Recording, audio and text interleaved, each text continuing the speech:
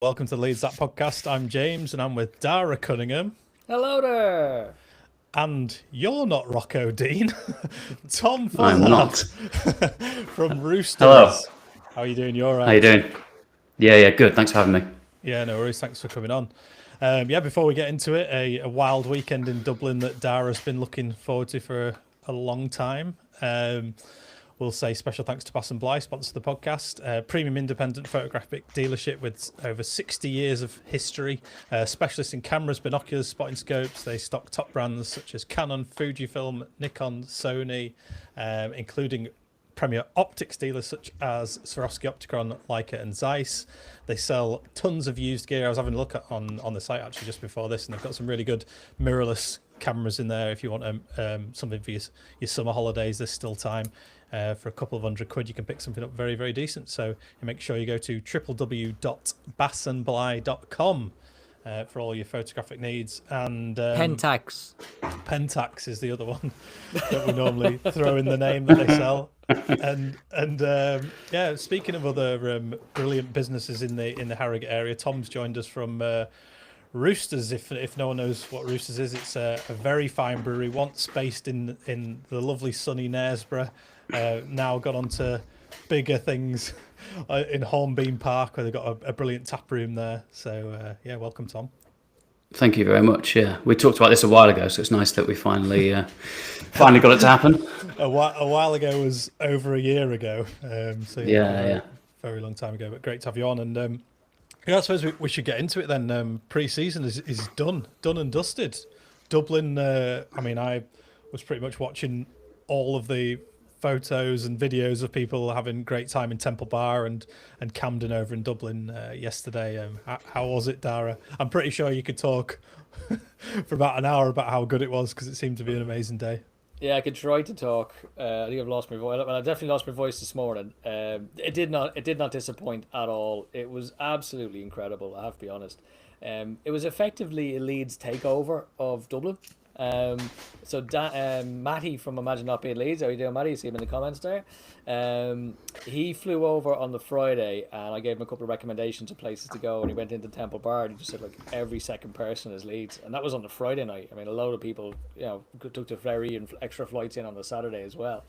So it was absolutely incredible. Every bar across the city was just jammed full of Leeds. There was jerseys everywhere. Like, Dublin is Ireland's a pretty big Leeds country, as you can see. There's not many other countries outside the UK that fill a stadium with 52,000 people, and we did that with 99% Leeds fans. So it was absolutely incredible. But the best part was, I suppose, the people who come across. Like Matty. I've got a list here of people. I'm gonna have to read them out. Like, so Matty, obviously, and his lovely wife. You can tell they're newlyweds when he still speaks about her like that. The lads from Only Leeds Bros, Jer from The View, Conor McGilligan. Unfortunately, Chris from Square Ball. We were supposed to meet up, but he couldn't make it. He got a bit delayed in traffic. You had Stephen Bourne. Really interesting one, actually. A friend of mine, Sarah Jane Tobin, and her son Nathan. Do you guys remember during COVID, right at the start of COVID, there was a video of a little kid playing out his back garden where he kicked the ball against the wall because he's no mates to play with, and he came back and he'd save it, and the club got in touch with him and invited him out. So that's Nathan, that's Sarah Jane, my friend's son, and that video went viral. It was like 5 million views or something. But he's all grown up now and he listens to the pod. So he joined us. You got Paul flew in from Thailand. So people will have seen on social media my efforts to track down Paul Thossaporn McDonald's. So very Thai name.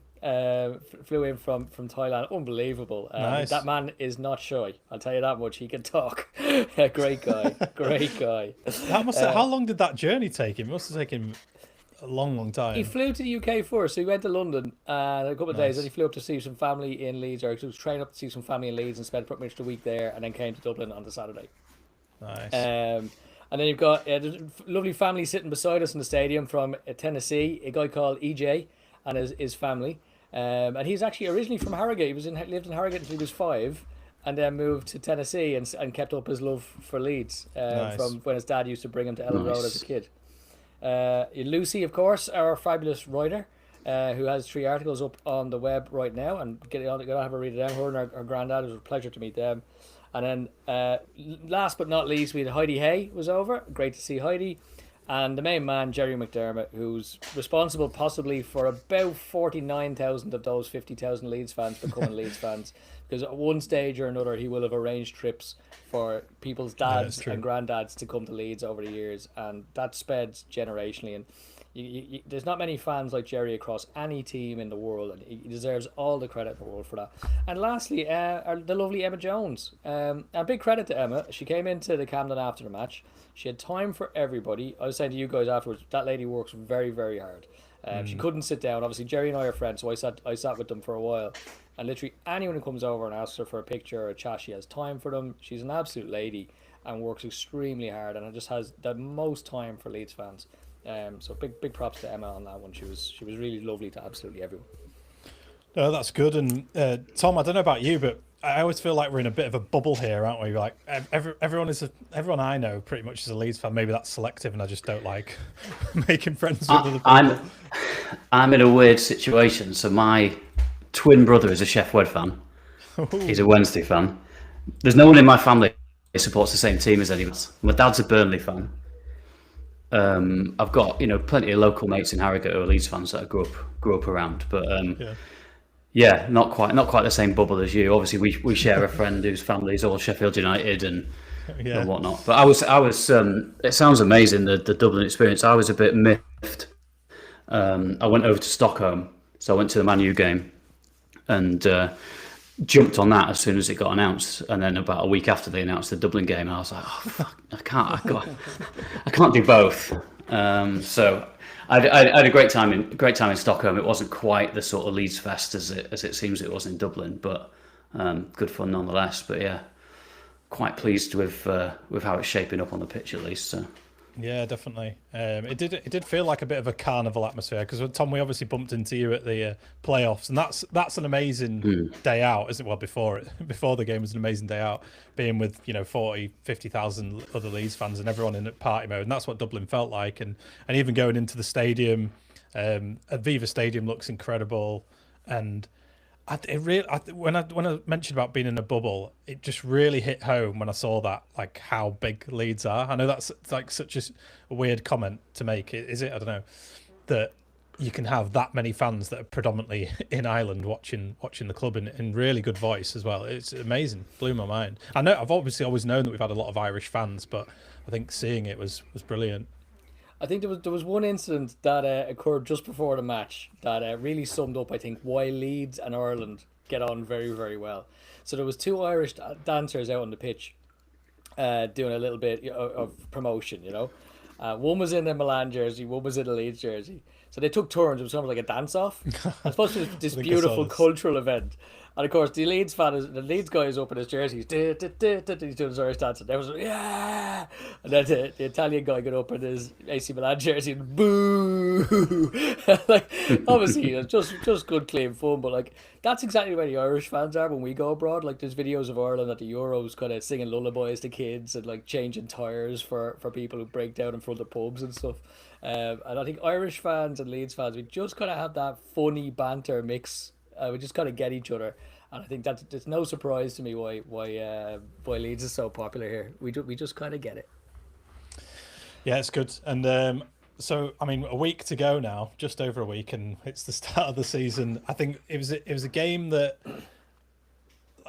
it's difficult to understand where we're at, isn't it? Really, I mean, seeing the starting lineup against AC Milan, I did think, oh God, is this what we're going into the season with? Because I think everyone in the run up to this was saying, this is probably going to be your starting lineup for the season. But I think it's probably going to be some tweaks from there. But what were your actual thoughts of how we looked on paper before the game even started, and obviously once we got into it, a few good positive early signs in the game?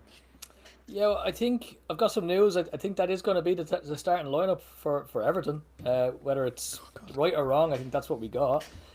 Look, we're very solid defensively. Schmidt is okay. I thought he was far better at the weekend than he's looked previously. Still not great. I probably would punt for Boyram there. But defensively we look solid. Midfield is really good. Midfield is really good, and we have options there across the four players. Only three of them can play. And we'll come on to Stach later, but you can just build a team around him. And to be honest, if we think, or if we thought that there was never going to be an occasion where James and Anton Peru would start or play, then we're being naive, because no matter who we bring in, there's probably a chance where those three would start or play a game at some point in the season. It just so happens it's going to be the first game. I don't necessarily believe that's going to be the front three for the season. I think we are going to bring in some additions. Fark has made that very clear. But in terms of the starting lineup, as it is for one game at home to Everton on a Monday night, I've no issues with that. I think that team can compete. What about you, Tom? Yeah. You think you're feeling good about it?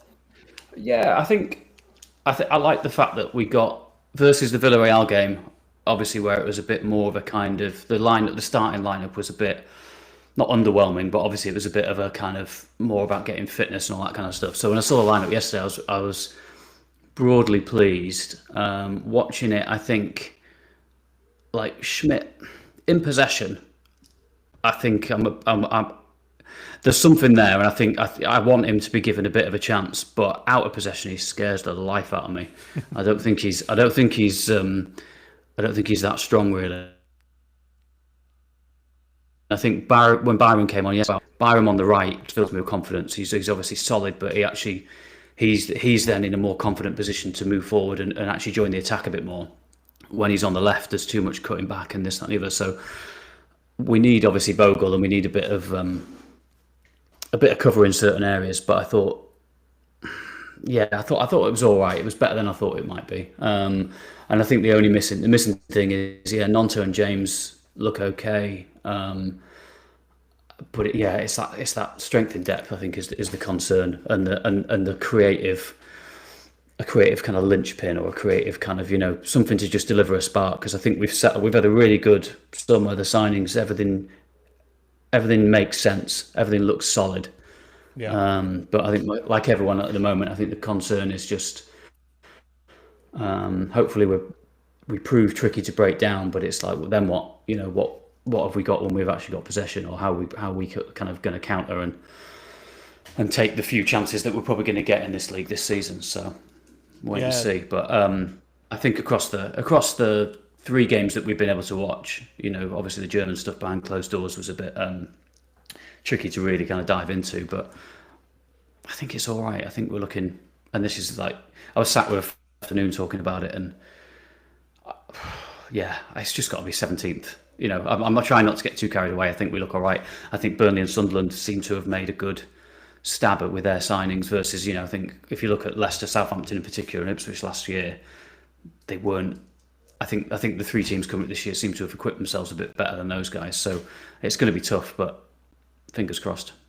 Yeah, definitely. And I think I saw someone saying that AC Milan, and it was an AC Milan side that had sort of 2 or 3 first team players, so it's hard to then judge us against that. But like you say, the whole depth thing is, I don't want to say issue because it sounds like there's a really big problem, but it is just where we're at. We're not going to have that depth for a couple of seasons. It's going to take us time. We're going to have to stay up and obviously build it, and it is the nature of yo-yoing a little bit, and I don't want us to yo-yo anymore. I thought it was really encouraging that Farker, I mean, we're jumping ahead, but after the game he said that Bogle had been out on the grass, which I assume means he's kicking a football and not smoking a joint on the cenotaph in Wetherby, eating out of a chicken bucket. But really, really positive. Because like you say, Tom, we need the creative outlet, and I think the creative outlets might have to come from 2 or 3 places, because all it felt like yesterday was Stach was the person who was really able to create stuff for us. I mean, is it just going to be one of those episodes where we just talk about Stach? Because I think everyone's so excited about him, and the amount of running he did, box to box, wing to wing, quick turns, defensive play, creating things for us, creating space. Just, he looks another level. And Farker said, we'd spent a lot of money on him. Did we? 17 million at this level seems a bargain for someone like him. So incredibly excited. Don't want to overhype it, but what an impact already, really. Yeah, he's been class. He's been class. But Jay, you might bring Danny's comment up on the screen there. That's always a good one to have. And no, Mister the jumping, I am not fresh at all. I am hanging. Only for I'm live right now on YouTube. I've summoned up a little bit of energy, but no, there's no freshness in this person. Go back to what Tom said. He's spot on actually. On Schmidt, off the ball. That is where the concern is. Actually, on the ball, he looked quite good. He actually even put a couple of good balls into the box and a few good passes. So yeah, I think going forward he looks all right. But yeah, defensively he's a struggle. But yeah, Stach's different gravy. Like stepping in, winning the ball, reading the play. He had a beautiful link up with Nanto. They played 2-1-2s to release Nanto up the field at one point. He's so aggressive, so progressive. He's imposing. You would not want to play against him. Like he will body a lot of players in that league. I think for me, I'm already calling it. I think we need to build our team around him. I think he needs to be the first name on the team sheet, and whatever else goes around him. He is absolute class. His quality of passing, his ball striking. So you don't really hit the crossbar. I mean, even the skill to swivel on that ball and then strike it.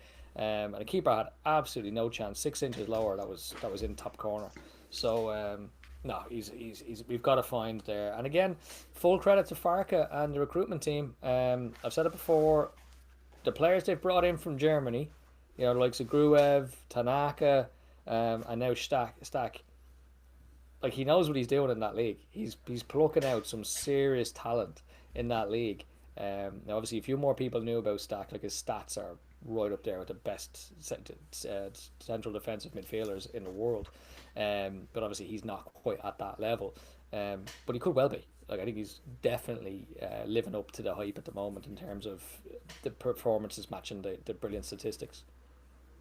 Yeah, I think he reminded me of a prime click at times yesterday, just in terms of speed of thought and the way that he was able to kind of like, you know, just deliver some really good decisive passes. And you know, I love Click, so I'm not. What I'm about to say is not to badmouth him at all, because I think he was absolutely fantastic for us. But obviously, this guy's a level up from prime Click in the Championship and that first season in the Premier League. But I just liked his positioning and, like I say, that speed of thought and yeah, I just think he looks really, really good. And yeah, I just can't help but thinking about what's going on in front of him, and you know, he's got all that, he's got that capability and he's got that quality, but who in front of him is going to be on the same wavelength is you know, if we're trying to move the ball forward from him picking it up, it's they're going to have to pull some things in the next couple of weeks. Yeah, definitely lost you a bit there, Tom, but I got the gist of it. Yeah, I mean, I was thinking about this a lot actually in terms of what happened last time we went into the Premier League, and you know, we obviously signed Rodrigo and we signed Rafinha, because the other day I was thinking, are we all right? Like, are we going to be fine? Have we got enough attack? We've got Metcha, we've got Peru, but the reality is Metcha is just replacing Bamford, really, isn't he? He's that kind of player, and when you start to think about what we did before, and I know we're obviously doing things different this time because we are building up midfield, we are building up defence significantly as well. But it's just so strikingly obvious what we had to do then to level up, and we definitely have to do now. Because we would have gone into the Premier League with Helder Costa, wouldn't we, as well? So we had no choice. So I think the comments that Farke made last week about, you know, needing to have a settled squad going into the international break, and the comments that he's making about still needing attackers, I think some people have said or misconstrued it as him telling the board what he needs. But I think they're all unanimous in what they need. I think they're all totally aligned. I think what he's saying is the board are saying this. We all know this needs to happen. Now we need to go make it happen and find the right players. But, you know, the fact that we've spent 17 million on Stach, Tanaka's a few million quid, Longstaff's 12 million quid, which seems like a good buy. It tells you the sort of money they're trying to spend. They can't spend over the odds on a player. So I think we are just going to have to sit tight. It's going to be difficult and quite stressful going into the Everton game, probably not having someone that's match ready to come into the team, but they're doing the best. It feels like, and I don't think it's just words. We've had it in the past from owners, or even the manager sort of said no one else is coming in. They're actively telling us they're trying to get more people in. So at least they're doing that. We've had significantly worse scenarios in the past. Yeah, and it's a conversation that was obviously bubbling over quite a bit over the weekend, and people were asking me, kind of, what do you think would be going on behind the scenes? Because it doesn't seem that we're clear on a target and stuff. And I was saying, well, we're probably not. That's the truth of the matter. There's probably 3 or 4, maybe even 5 players in each position, like say, whether it's a centre forward or a left winger, who we have irons in the fire with. And all of those will have spoken to their camps. We'll have told them we're interested. They'll have said, well, not currently not available, or the price is too high.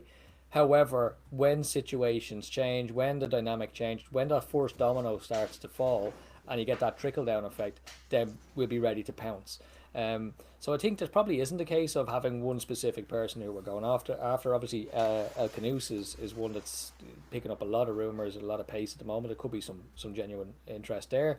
But it will be a case of irons in the fire for now, which we have to come to accept, because let's remember we had Andres Clavijo on last week, and he explained to us what happened with Rafinha, and it was a case of he brought Rafinha to the board. They said outright, impossible, he's too expensive. Step by step, day by day, that situation changes. On the last day of the transfer window, he becomes available for 18 million quid, and you pounce on it. So I think that's going to be the situation now. There's going to be players who they currently feel are slightly out of the target zone, that are maybe just too expensive or not currently available. Muniz screams of this. Fulham don't want to let him go right now, but when those dominoes start to fall and other players move and money comes in and money comes out and players come in and players come out, that will free up the players we're looking for. I just think we have to just be a little bit patient and also give the guys a chance. Like, James, well, I think James's position is pretty safe, but Nonto, Ramazani, Jack Harrison, Peru, Nemecha, Aronson, these guys got us up. Give them a chance. Yeah, I'm not against that, and I think their policy, the 49ers, since they come in, if you look at what they did with the money they spent on Ampadu, and within a couple of games of him playing last season, you just they've unearthed a bit of a bargain there, and I think they seem to be having a good track record so far. And if they've got eyes on a kind of moonshot kind of player that's off, and then other players are kind of next on the list in terms of what they can make happen, I'm fairly relaxed. I think I'm quite trusting of them at this stage. Yeah, it's a funny thing to trust football owners, but I think I am. Everything coming out of the club and everything coming out of Daniel Farke seems to be pretty honest, which is reassuring, I think. Funny one there, James. John, last comment from John there. Worth mentioning about the atmosphere, the party atmosphere we had on the day. I think that party atmosphere will be gone come Monday when we get down to the business side of things, but it's good to see it. Yeah, it is good.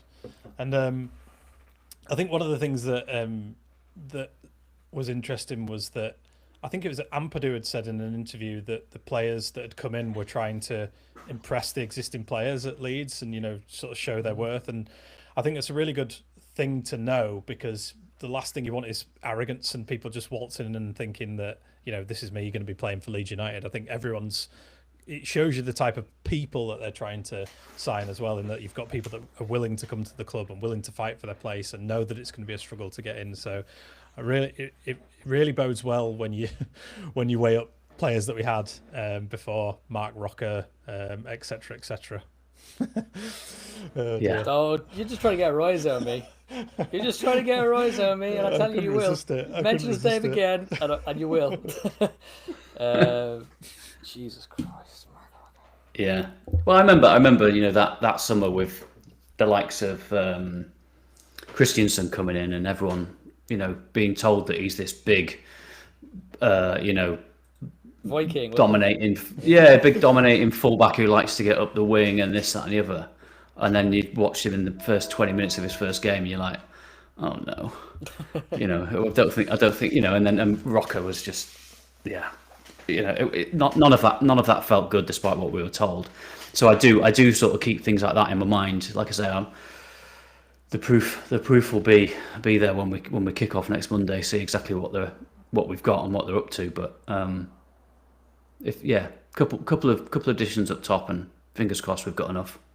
I think we can't forget as well that my mate Victor Orta did say that the best bit of business he's ever done in his career was replacing Calvin Phillips with Mark Rocca. And I think that tells you all you need to know about Victor. Yeah. There's a big rabbit hole we could go down here, isn't there? Yeah. A very big rabbit hole. Well, yeah. I think the next rabbit hole we have to look at is Jack Harrison. Yeah, it's true. Farke obviously talked about him after the final whistle, basically because there was a lot of boos as he came onto the pitch and when he got the ball as well on a few occasions, coupled with a bunch of people also clapping and trying to get behind him as well. So, you know, that in a way tells you what the split is of people's opinions on Jack Harrison at the minute. You've got a bunch of people, the ones that are clapping are still probably not happy at how he handled things, and it's not necessarily his fault. It probably goes back to Orta and putting stupid clauses in contracts. But I think they're the sort of people that know when you put on a Leeds shirt and you get on a pitch, you want to get behind the team as well. And it's not happy clappers. It's just, you know, you go to support your team, and that is supporting Jack Harrison. But yeah, where are you? Where are you both up at with Jack Harrison at the minute? Yeah, well, I've said it from the start. I've no issue with Jack Harrison. I don't believe for 1 second he's the best player in the world, but I've had no issue with him coming back. I don't think he's done anything any different to what Brendan Aronson did, or, you know, he hasn't gone on strike like Willie Nanto did. So for me, he hasn't even done anything as bad as what Willie's done. But I'll say the same thing I said about Aronson last year, and people who listen to the pod will know I'm a massive critic of Brendan Aronson. When he's in the Leeds jersey and on the pitch, I support him. So I totally get it. Fans want to make their feelings known. And but this is exactly what I said when people booed Brendan Aronson last year. You've done it. You've made your feelings known. But now the season starts, and if he comes on that pitch, we need him to do his best for Leeds. So for me, it's support from here on in, whether we like it or not. Because Farke seems to be having him. Farke said his attitude is top notch. He's working hard, and it's great. Again, that leadership from Farke. You know, it's up to him to win the fans over and to prove he deserves it. Like, that's just going straight into Jack Harrison's ear, and he's got to live to that. And I thought one little classy piece from Jack Harrison at the end was a very brave move, when he went around the crowd on his own and clapped the supporters. So even though they'd booed him, some fans had booed him, it was brilliant to see him do that. And I think you got to give a guy a bit of credit for that now. Like, he knew he was going to get a bit of stick doing that, but he did it anyway. Yeah, I've got quite a bit of sympathy for Jack Harrison. I think, you know, you guys have spoken about it in the past, and it pretty much echoes what you've just said, Dara. Like, he's you know, he got messed around that January transfer window, and didn't grumble, got his head down, got on with it. You know, he's for me, he's got a bit of credit in the bank anyway from obviously the successful the promotions with Bielsa and that first season in particular. You know, Brentford on the last day and all that kind of stuff. That's the second season. But yeah, I do feel sorry for him. I can't remember. He started the game in Stockholm. I don't remember hearing boos there. I think, yeah.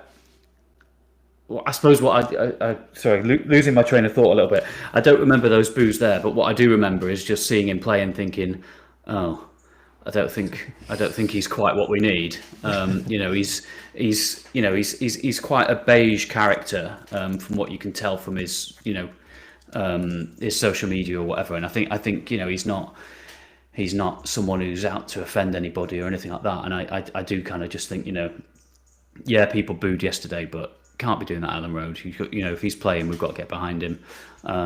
You know, I think he's the sort of person who's going to, you know, if he's given the opportunity, he'll do his best. Is he quite what we need, quality wise? Probably not, but don't mind him. If, you know, if we're trying to build a bit of squad depth, don't mind him as a sub if we need him or whatever. But yeah, feel a bit sorry for him. Sorry to cut across you, Tom. When you say booze, it just rolls off the tongue. You'd swear you have some sort of business Booze. in the drinks industry. Yeah. Yeah. Because I was Nice bit thinking of- BOOZE. Yeah. But there's one piece that summed up Harrison for me at the end of the match, and that was, and I wasn't there actually, because ironically, for the first time in life, I left early because I wanted to get back to the cabinet and meet everybody. But I watched it back. He takes a corner right at the end, and it breaks, and he sprints like 100 miles an hour, full effort to try and get back, and then obviously the referee blew the whistle, so it was a wasted effort.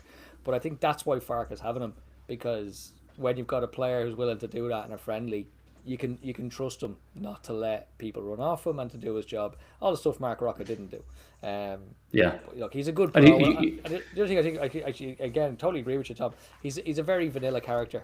I've said this. He's a quiet guy. He's not going to come out on social media and be like, "Oh, I love Leeds" or anything like that. He barely even celebrates goals when they happen. He's just a bit of a strange, quiet guy. Just leave him be.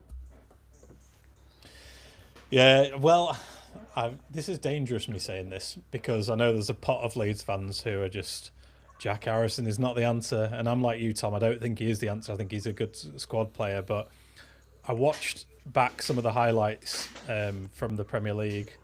Watched a lot of Rafinha, which has been fun and also made me cry a little bit. But Jack Harrison was really good in a lot of games, like really good. Like, I think, in that first season you mentioned, we got quite annoyed at him because he would make the wrong pass or be indecisive with the cross, but he when we were in the Premier League, he seemed to get it, and he was like he seemed to sort that side of his game out. He was very good at set pieces. He scored some brilliant goals as well. So I think if we get that version of Jack Harrison back, it won't be a bad addition to the team at all. And like you said, Dara, he'll do a lot of the running, which is going to be required, particularly when we're out of possession in games, and there's going to be some tired legs in a lot of those big games. So, yeah, don't get me wrong, I'm not advocating for him being the answer, and I know we need some more brilliant, strong attacking players, but I think Jack Harrison is a good one for us to have, for sure. Yeah, and on the flip side, if a club came in and offered the right money and he were to go,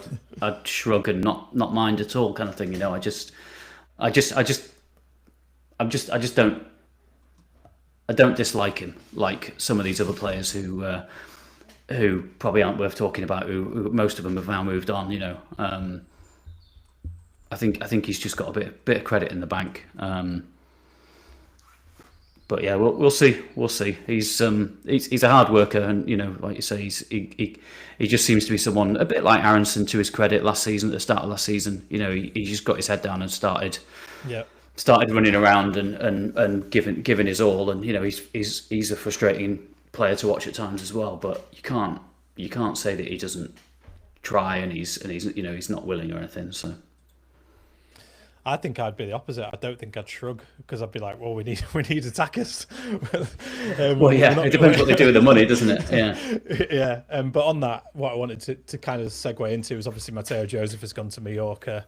I presume to play football and not just sit on a lounger. And Joe Gellhart has gone to Hull as well, which I think were moves that we knew were going to happen at the start of the window. They're the right moves for Gellhart. It still seems a weird one, Joseph kind of just throwing the towel in, really. But is what it is. Good move for everyone in the end. Yeah, a really good move for everyone, because he's useless in a Leeds jersey. Like, let's just call a spade a spade. Tell us what you really think. Yeah, I'm gonna go in. I'm going in 2-footed on him here. Everybody in Leeds, including Daniel Farke, wanted him to succeed last season. He was given way more games than he should have been for his performances. So he started the first 8 games in a row, and he was useless for the most part in nearly all of them. He missed sitter after sitter, chance after chance, and then when he came out of the team, he was first sub. He was back in again for that 20-minute, 25-minute, 30-minute cameos every single. Well, not even cameos at that point. That's a contribution. He played himself out of contention. So to see this nonsense statement he puts out about, I'll get to tell my side of the story sometime. You've no side of the story. Farke loved you. Farke gave you every opportunity. And also, kid, had you stayed, because Farke loved you, you probably would have played a lot in pre-season and could have also still had a chance to lead the line against Everton next Monday. There's nothing to tell me that Peru was definitely starting that game if Joseph was here and giving it 100%. in pre-season. Like, Farke really, really rated Joseph. Joseph only has one person to blame for his exit from Leeds, and that's him. So I was furious reading that. So, go, get out. I've had enough of you. Take the ego with you, because it doesn't belong here in Leeds. Your ego's writing checks your body can't cash, as Top Gun would say. Yeah, he's the way he's gone about it. Whatever advice he's been given, whoever's given him that advice has just got it all wrong. I mean, he hasn't got a great record to fall back on, and obviously, ideas of grandeur versus actually not being that good when he was given a chance last season, like you say. I'd have loved to have seen him get his head down in pre-season and try and play his way into the team and actually show that he wants to. If we go back to Harrison's going to do that all day long. He's going to get his head down and work hard and try and get into that team. If Joseph can't be bothered doing that and he thinks he deserves a better chance than he actually on paper does actually deserve, then it's a shame. But yeah, his statement was just ridiculous. It's like it just shows a lack of maturity and someone who doesn't really understand everything that was in front of him.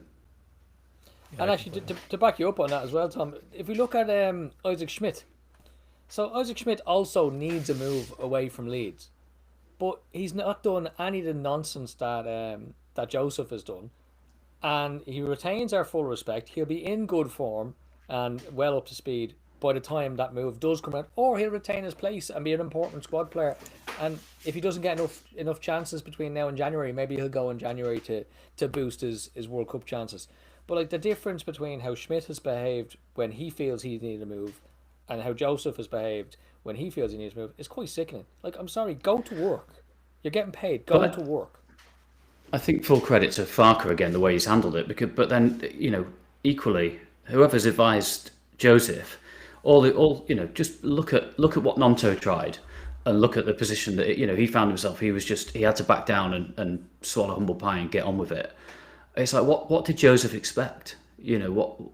There was only one way that was going to go when he starts behaving like he did. It's very very naive. But if that's his attitude, get him out and bring someone in who wants to give it a good go. It's very egocentric, isn't it? It's not about the team at all, which right now we need some big team players, particularly going into this season. So I think, that's when I say it's a good thing that he's gone. I think getting that character out there who is just kind of in it for themselves, we just don't need it. Don't 100%. Need it. Don't need it at all. And it's a real shame when you look back on it, because when we played Chelsea in the FA Cup, he had his moment in that game. Archie Gray obviously had a great game, and it felt like, well, this is the future of Leeds. Matteo Joseph could really kick on here, and to see him in the position that he's in now, it's a shame, to be honest, but it is what it is. I think we're better off kind of getting shut and bringing in the right people that want to play for the club. Yeah, and hopefully he goes and has a good season and increases his value, and it's a win-win for everyone in 12 months' time. And funny enough, I think he will. Like, I've said it on here before. I think he has been useless in the Leeds jersey, but he's clearly not a useless player. He's a good player. He's got all the attributes. There's no reason why he can't be a success in Spain, score 10, 12, 13 goals. And we sell him for 20-25 million in the summer, just before the end of the financial year ends, and boost our PSR. Yeah, that's it. And I'll tell you what, we didn't talk about Anton Stach's goal. It's probably worth us just mentioning it, because it didn't feel like we were really creating many clean chances in the game, which is where we've got a few, but that's where the worry's coming from all the Leeds fans. But Anton Stach was just out on the left hand side, wasn't really getting any pressure put on him by their right back. Cut inside on his right, pinged it in. He said after the game, actually, that one of the coaches had said to him, just make sure you're crossing, but your cross feels like a shot where it could just go in. And he said it's a cross, which I think is him just being humble. Did he? Yeah. I've not read that. But yeah, that's even worse for the keeper then, isn't it? Well, yeah. But the thing is he whipped it. Like, I wouldn't want to get on the end of that if that was the cross coming in. It had some pretty spicy venom on the end of it. So yeah, great finish. I think you're doing yourself a disservice there, James. I've seen you go 1-1 with Simon Johnson in the last month, and you're brave as a lion. Yeah. The goal was a good goal. I love the way Stach strikes the ball. But I would disagree with you on the chances, and this is where it comes down to it. That Willie Gnonto chance we tried to lob the keeper was idiotic on his perspective. Yeah. Peru was in acres of space, and he just had to tap it over to him, and it was a tap in. Peru had a good shot which bounced just in front of the keeper, and the keeper did very well to avoid Tanaka, who was right beside him for a tap in. Peru also had a little snapshot that went just wide, took it really early, that caught the keeper completely off guard. If you look at the keeper, he hasn't a clue what's going on. And then you have the goal itself. So, I mean, in a game where, we didn't cut them open, 4 chances there. And I think when you go from that 90% friendly, but we're trying because it's the last friendly, to full match speed, I think one of those goes in, because you're that little bit sharper and you got that little bit more focus. So I'm not as concerned as everyone else. Equally, I'll throw a spanner in here. I wouldn't be overly concerned if Harrison starts against Everton, purely because obviously his old club, he's played for 2 years, he offers a lot. I think Gnonto, he was good. Don't get me wrong, he was good yesterday, but he did squander his chances. So for me, bit of a toss of a coin between those two, particularly because it's Everton. I went straight to the comments then just to see. Oh God, he said Jack Harrison could start. I don't know if it picked up on Mike, but you did a very big sigh when he said it as well. He usually goes oof when I say something bad. Yeah, it's true. It's true. I think, I'd want to be seeing. I think it looks like it'd be Gnonto and James. I'd want to be seeing more of Ramazani personally. We were at the Watford game together when he got injured, and he looked. He hasn't looked quite the same player since then. Flashes every now and then, so I kind of want to see more of him because I think there's definitely something in there. But so Harrison for me would be bench. Yeah, Stephen reminded me there that the Stach shot they hit the crossbar as well. Yeah, and to be fair as well, I mean, we do overlook Gnonto quite a lot, but he's good. Like he's really good, and he was linking up so well with Bogle in that Man United game as well. And I don't know. Yeah, maybe we always kind of yearn for the next thing, don't we? But there is some good players in there, and Gnonto, I think, against Premier League sides, a lot of Premier League sides will come up good.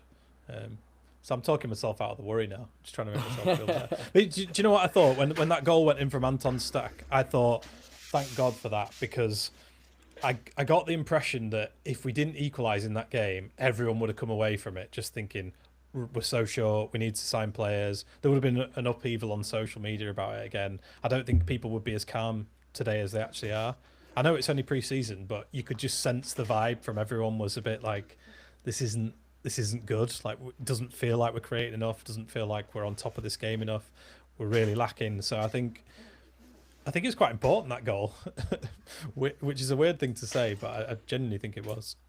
It's nice to finish pre-season unbeaten. I think that was also good as well for the Leeds fans. I think Tony mentioned it in the comments earlier about seeing a lot of young Leeds fans as well. It's like my mate had his son there, his little son Max, and it was his first time at a Leeds game, and he's in the full Leeds kit. He's 8 years old, and as soon as we scored a goal, I picked him up, started throwing him down. There's a fabulous picture of him celebrating. So I think to give the fans that opportunity as well to celebrate something was really important as well. Particularly for the travelling fans from Leeds and further abroad. Yeah, I think it's a good point. I think without that goal, everyone, losing 1-0 to AC Milan in a friendly, there's no shame in that. But I think you're absolutely right. It definitely would have felt a bit different. And I think the one thing, coming back to something you said before, James, that Farke's been very good and honest in the media, and I don't think it's him talking to the board through the press. I think they're all on the same page. And I think they all know what we know, which is that there has to be more to come in the window. But I think, I'm feeling pretty relaxed, but I don't like that because I don't feel comfortable because it's Leeds. The second you feel comfortable about something, it's all going to go to shit. Like that comfortable feeling is Wigan at home to me. It's like, well, we're gonna win this game, and we don't, obviously. So, yeah, cool. Anything else to cover, Dara? Anything from you? No, usually one more thing. The Colombo. I just want to go to bed, mate. That was what a great weekend it's been for everyone over in Dublin, and yeah, amazing to see everything on social media because I sadly couldn't make it over. But yeah, glad all the Irish Whites had an amazing time. Glad everyone from this side had a safe journey and had a great time as well. But yeah, I think we're obviously going to be back and preview before the Everton game, talk about them a bit more as well and what we should fear. Because what's their pre-season been like? Have you looked at that? I know that Moyes has been out moaning that they haven't made enough signings, but have they been doing all right on the pitch? I've no idea.